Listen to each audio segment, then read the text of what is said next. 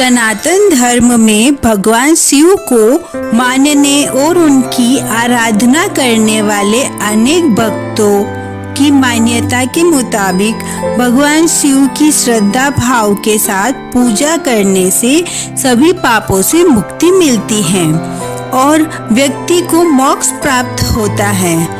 भारतवर्ष में भगवान शिव के मुख्य रूप से 12 ज्योतिर्लिंग हैं, जो देश के कोने कोने में भव्य मंदिरों के रूप में स्थापित हैं।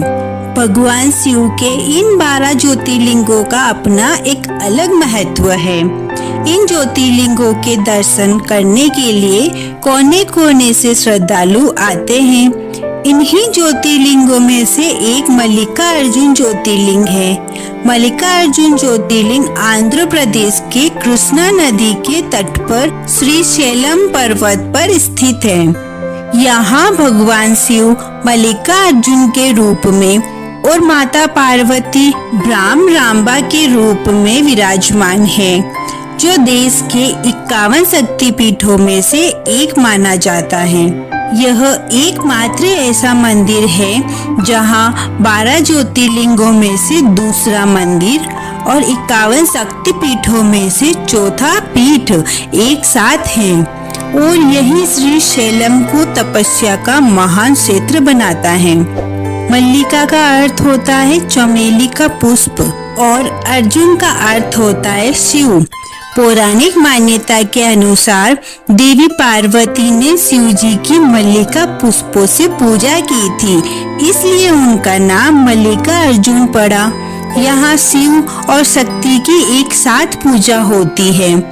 हिंदू धर्म में मल्लिका अर्जुन ज्योतिर्लिंग को बहुत ही पवित्र माना गया है। इस पर्वत पर जो भी व्यक्ति भगवान भोलेनाथ की पूजा करता है, उसे अश्वमेव यज्ञ के बराबर फल मिलता है और उसकी सभी मनोकामनाएं शीघ्र पूरी हो जाती हैं। एक बार भगवान शिव और माता पार्वती जी ने विचार किया कि अब बच्चों का विवाह कर देना चाहिए। भगवान गणेश जी और कार्तिकेय स्वामी से जब कहा गया तो दोनों के बीच में झगड़ा हो गया कि पहले किसका विवाह होगा। उनका झगड़ा देखकर भगवान शिव ने उनको कहा कि वह उन दोनों की एक परीक्षा लेंगे।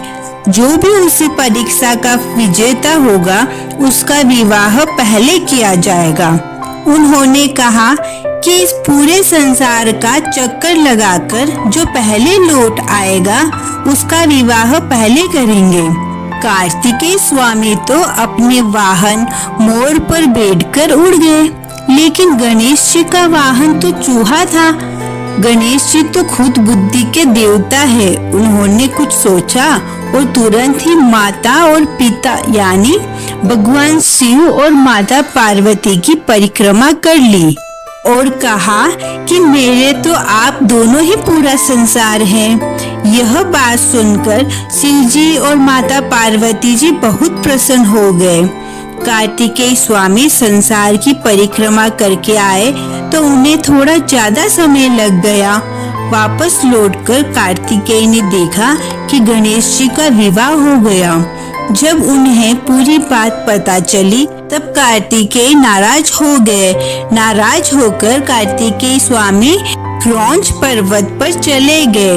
यह आंध्र प्रदेश की कृष्णा नदी के तट पर है। इसे श्रीशैल पर्वत के नाम से भी जाना जाता है।